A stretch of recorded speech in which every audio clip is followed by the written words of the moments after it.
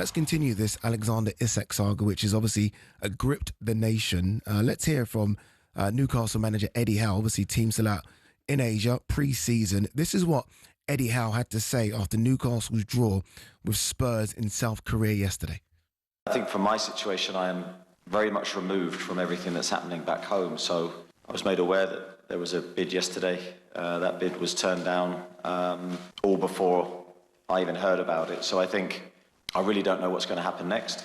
But from our perspective, we still support Alex in every way. And my wish is still that we see him in a Newcastle shirt again. That's Eddie Howe speaking yesterday to the media. Let's bring in our chief football correspondent, Alex Crook, for the latest on this. Alex, I mean, it's a saga that is going to go on and on and on. We do know that Liverpool did make a bid of around £110 million. It was rejected by Newcastle. Where does it stand right now? Where are we? Well, it's the soap opera of this transfer window. I don't think there's any doubt about that. I think the bid actually was near a British record offer. The £117 million that Liverpool paid for Florian Wirtz. I think this offer was there or thereabouts by the time you take into account the add-ons. As Eddie Howe said there, it was rejected very quickly, is my understanding. Alexander Isak has been training away from Newcastle. He's been in Spain using the facilities of his former club, Real Sociedad.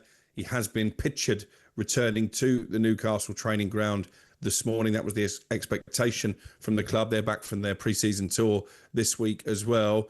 Do Liverpool make a fresh bid? That's the £120 million question, I guess. I find it very difficult to envisage a situation where the champions make what is pretty much a British record offer, see it rejected, and then walk away completely. I think there's plenty of legs to go with this story yet. Yeah, the narrative, Simon, was that Liverpool were going to walk away. At least that was the narrative online on X, that Liverpool were going to make this bid, and all of a sudden Newcastle reject it and then Liverpool walk away. Who's in the strongest position here? Liverpool? Well, it depends how strong Newcastle should be in the strongest position. Whilst they have a disadvantage of a player that's clearly made his position clear, or we believe he's made his position clear, but Newcastle hold his registration. And if Newcastle are prepared to be bold, and I think that they possibly will be until Liverpool at some point. Well, they've told them we're not accepting 110 million quid. Nobody. If someone knocks on your door and says that they want to buy your house, you don't accept their first offer, do you? Unless it's something really ridiculous. And obviously Newcastle don't think 110 million pounds for one of the best centre forwards in world football in a position that's a real dearth of opportunity to get better centre forwards. I want Newcastle to make Liverpool pay as much as they possibly can. When people get all offended and all the Liverpool fans start jumping up and down because it's their football club you're talking about, they have unsettled the player. One way or t'other they've done it, and they've got form on it. They did it with Virgil van Dijk. So let's not get around the fact that the matter they're using their influence one way or another. Make them pay whatever you want them to pay, to a point where the player has to turn around and say to the club, right, come on now. You've got to be realistic. If they get to 130, 140 million quid, which is enormous amounts of money, we're talking about preposterous amounts of money, but this is the market that we're in, then the player can have the right to possibly turn around and say, all I want to do is leave. I am entitled to leave if I want to, and I'm entitled to move on to another football club that I think is better for my future, and you're just holding it back now by being ridiculous. But I don't think you take Liverpool's offer and go, oh, gee, thanks very much. When can we have it? Alex, there seems to be a domino effect happening here. Obviously, look, Darwin Núñez looks like he could be on his way to Saudi with Al Hilal. Benjamin Sesko potentially could be on his way to Newcastle. You almost feel like one of these moves has to happen in order for Alexander Isak to get his way and join Liverpool Football Club. Well, I think what is abundantly clear is that Newcastle won't soften their stance all the time. They haven't sourced a suitable replacement. I'm not even convinced that if they manage to get Yoane Wissa, and it does appear that Brentford are softening in terms of their not-for-sale stance, I'm not sure that he is quite a big enough name to replace Alexander Isak. I think they would want a Benjamin Sesko. We know the offer went in on Saturday morning, £70 million all in, which actually is the magic number as far as RB Leipzig are concerned. But the offer has not been accepted because I think the clubs are still debating the structure of any deal. And I think Sesko, for his part, is still hoping that Manchester United come in with a rival bid. So you're right, these jigsaw pieces all need to fall into place, I think, for Liverpool ultimately to get their man. And if Sesko doesn't end up at Newcastle, and I think they're going to want an answer within the next 48 hours or so before moving on to other targets, then the options look pretty thin on the ground, don't they?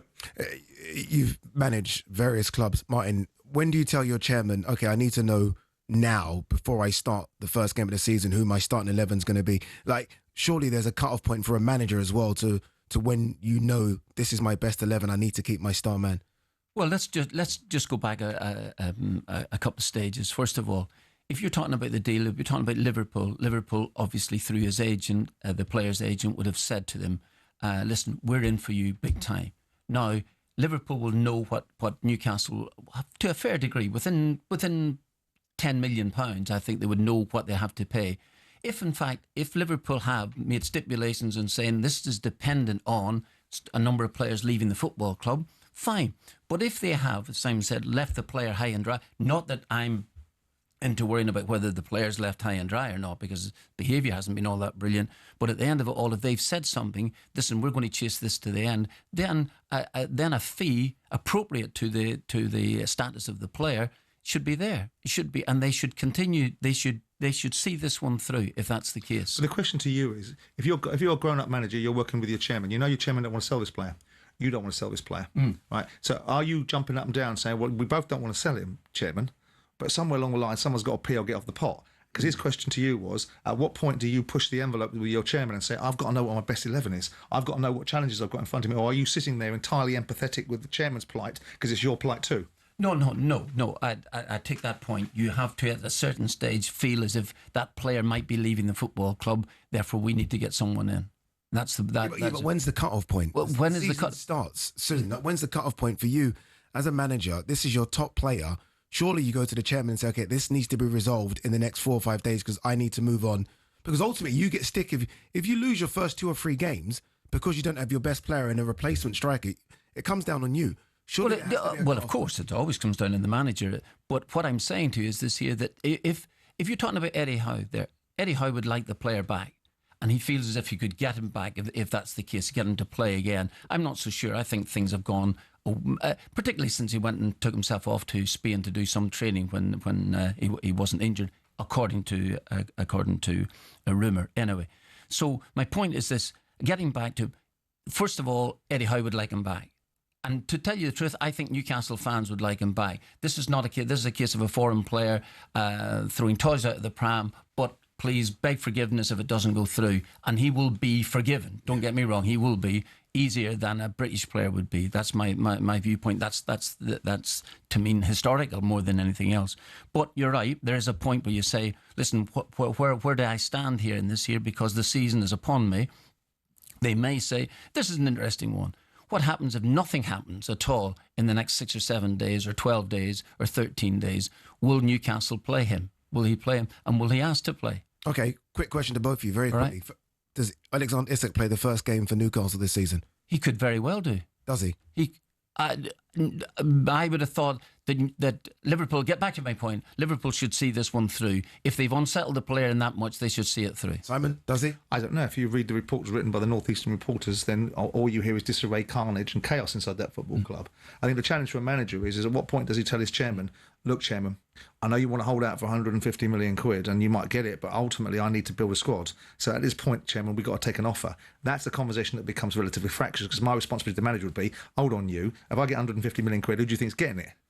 You are, for your playing squad. That's the conversation that happens at some point. All right, so and it's a good conversation. Here's my point. So do Newcastle then say, listen, he's gone, and then go for someone like Sesko and say, listen, we'll do the business, even though they might not be able to bring that player in until the move is... I think you've got to, I think as given the fact they've got no PSR constraints, right? So his son, given the fact who owns them, this money's not an issue for them. Buy the player. Buy the player. Jim White and Simon Jordan. Monday to Friday mornings from 10 on AM, on DAB, via the talkSPORT app and on your smart speaker. talkSPORT.